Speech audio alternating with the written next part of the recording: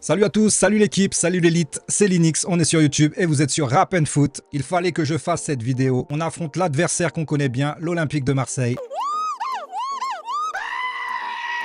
Et on attend ça avec impatience depuis cette défaite, je vous le dis. C'est le match que j'attendais, même si en soi, ce trophée ne me hype pas spécialement. On va y revenir dans la vidéo, installez-vous, c'est parti. Numéro 10, je suis le capitaine. En rouge et bleu à la parisienne. Fuck le Barça, fuck les Madrilènes. Bang, bang. Champions League. Odet, 10, 90e, on leur met la clim. On les frise. Donc voilà, comme je vous l'ai dit, ce trophée ne me hype pas plus que ça, en vrai de vrai. Sauf que là, c'est contre l'Olympique de Marseille. Et du coup, je vais suivre cette confrontation avec la plus grande attention. Parce que j'estime qu'on nous doit une revanche à ce sujet. Alors, il ne faut pas oublier que c'est un trophée, même si je ne le trouve pas légitime pour l'OM. Il s'agit du vainqueur du championnat face au vainqueur de la Coupe de France. En soi, c'est nous qui avons tout pris. Du coup, l'OM qui a terminé deuxième au dernier exercice en championnat peut disposer du coup de cette chance de décrocher un trophée pour leur maigre palmarès. Bah ouais, logique. Je vous le dis direct, ce trophée, on ne va pas le lâcher. On va aller le chercher et avec la manière. Donc voilà, ce trophée aurait dû avoir lieu l'été dernier, sauf qu'en tant que vainqueur de la Ligue des Champions, on a dû jouer la Super Coupe d'Europe face à Tottenham. Du coup, les deux clubs se sont mis d'accord pour jouer ce match janvier 2026. Chose faite, on y est. Et à ceux qui vont dire que pourquoi ce trophée ne se joue pas en France, eh bien sachez que le championnat est dur à exporter. C'est tout à fait logique qu'on essaye de valoriser notre championnat, la Ligue 1, à l'international. Le Koweït s'est porté garant pour cette rencontre et a pour le coup payé 3,5 millions d'euros qui sera dispatché pour les deux clubs. Donc renta au niveau des deux côtés. Ils assurent bien entendu tout le déroulé de ce match de gala. Et moi, ça me choque même pas que ça soit à l'étranger. On l'aurait clairement fait en France. Vous voyez en ce moment ce qui se passe, les tempêtes de neige, tout ça. C'était pas possible. C'était clairement pas possible. Ça aurait été un mauvais timing. Jouer dans un froid polaire, faire déplacer tant de gens avec ce verglas qui est en train de se faire et qui va certainement durer. Non. Donc vous allez me dire, la météo ne se prévoit pas. Cependant, nous sommes en période hivernale. Ça peut se prévoir. Au Koweït, les conditions seront adéquates à faire du beau football. Donc moi, ça me va et ça me pose pas problème. J'estime que ça sera en terrain neutre pour changer un peu du Qatar. Donc voilà, aucune des deux équipes n'est désavantagée et qui plus est dans un très beau stade, le stade Jaber Al Hamad. Regardez ça, c'est un stade de 60 000 personnes ultra moderne. Donc voilà, les conditions seront là. Dommage avec très peu de déplacements de nos supporters habituels du Parc des Princes. Cependant voilà,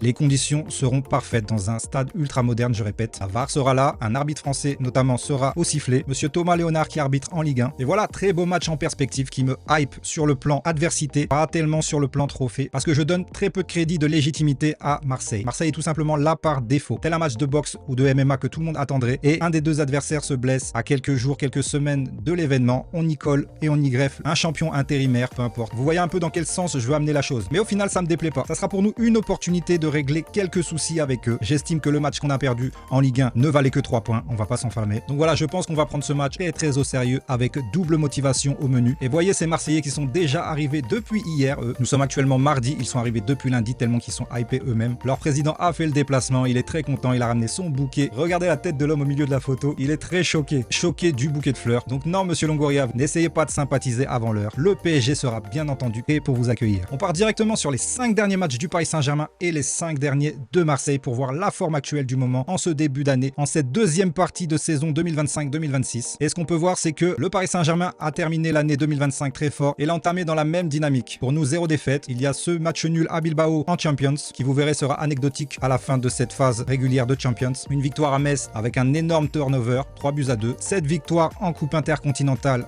au tir au but face à Flamengo qui nous rapporte un trophée de plus. Cette victoire avec un remaniement aussi, il faut le dire, en Coupe de France face au Vendée-Fontenay. Et enfin la victoire dans le derby parisien face au PFC. D'ailleurs, je ne suis pas revenu sur ce match qui pour moi était une formalité. Il n'y a pas trop à débattre, une très bonne première mi-temps et une deuxième en totale gestion. Donc voilà, pour un début de reprise de championnat, j'estime qu'on se doit d'être satisfait de la victoire, satisfait des 3 points, satisfait de recoller à Lens pour toujours être à portée de fusil pour leur passer devant très prochainement. Donc voilà, dans le monde parisien, tout va bien. 3e en Champions, 2e en Ligue 1 et on est au mois de janvier. On le sait, ce PSG va se réveiller et va devoir accélérer, augmenter le niveau dans les prochains matchs qui se configurent face à nous. Dans le camp adverse du coup, chez les Chèvres, ils se retrouvent avec 2 défaites et 3 victoires sur leurs 5 derniers matchs. Une défaite à Lille, 1-0. La victoire en Champions à Royal Union en Belgique et on l'a vu, c'était très juste de pas finir en match nul, voire même défaite. Ils l'ont eu au forceps. Victoire face à Monaco, 1-0. En Coupe de France, 6-0 face à Bourg-en-Bresse. Et pour préparer ce trophée des champions, ils n'ont rien eu de mieux à faire qu'une défaite à domicile face au FC Nantes, 2-0 avec 2 cartons rouges à leur actif. Donc voilà,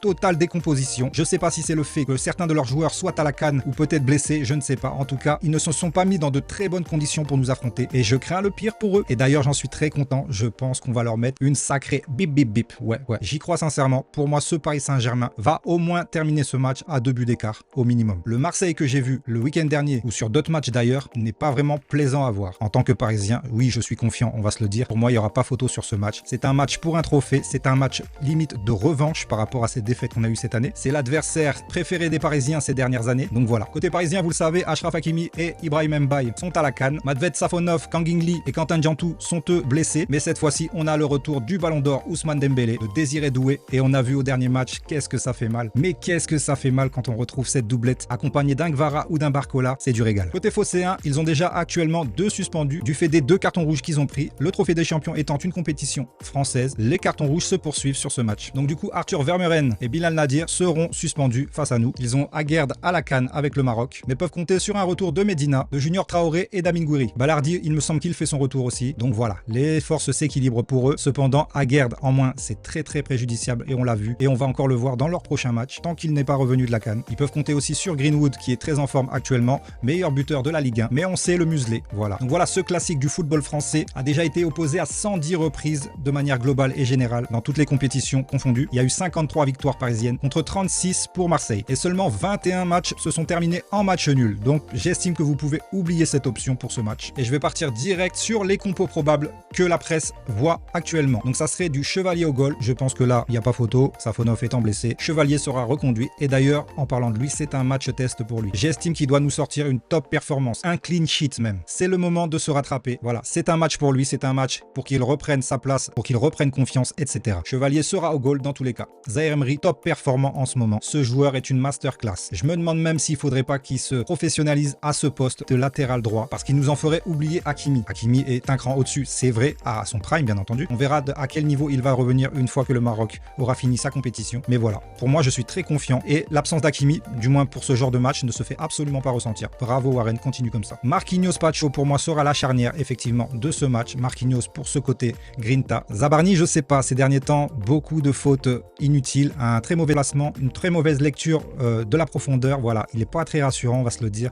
Et clairement, sur ce genre de match, avec un trophée en plus, Marquinhos sera aligné, bien entendu, face à Pacho, un monstre en ce moment. Un autre monstre, Nuno Mendes, reprendra sa place, bien entendu, en tant que titulaire. Neves, Vitinha, Ruiz. Donc là, on l'a compris, hein, pour moi, il les a alignés ces derniers matchs. C'est pour leur redonner du temps de jeu ensemble en vue des prochaines échéances. Et ça marche. C'est notre trio titulaire. Et une attaque Doué, Dembélé, Barcola. Alors, je me pose la question de Kvaratskhelia. Pourquoi n'est-il pas rentré face au Paris FC? Je sais pas. Je pense pas avoir des infos concernant une blessure, une gêne musculaire, peu importe. J'ai pas trop compris sa non-rentrée sur ce match. Ils le mettent toujours remplaçant pour ce trophée des champions. Donc à voir, je sais pas. En tout cas, Barcola, s'il peut rehausser son niveau et surtout sa finition, parce que sa finition, pour ceux qui suivent le Paris Saint-Germain et d'ailleurs sur les réseaux, on voit des highlights d'entraînement, de ceci, de cela. Le gars est très bon à la finition. Donc je comprends pas qu'en match ça bégaye et qu'à l'entraînement ils te mettent des lucarnes à tout va. Je comprends pas. Expliquez-moi. Donc voilà pour notre part. Et Marseille est présenté à la presse comme ceci. Rouli au goal, ça y a pas photo. Egan Riley, Aguerd, Pavard. Donc je crois qu'ils n'ont pas l'info. Aguerd est à la canne. Donc voilà. Flash résultat, s'il vous plaît, faites un effort. Aguerd est à la canne. Pavard, ok. Emerson, Hochberg, Vermeeren, on vous l'a dit, il sera suspendu. Donc voilà. L'équipe de Marseille sur ce plan-là est faussée. Wea, ok.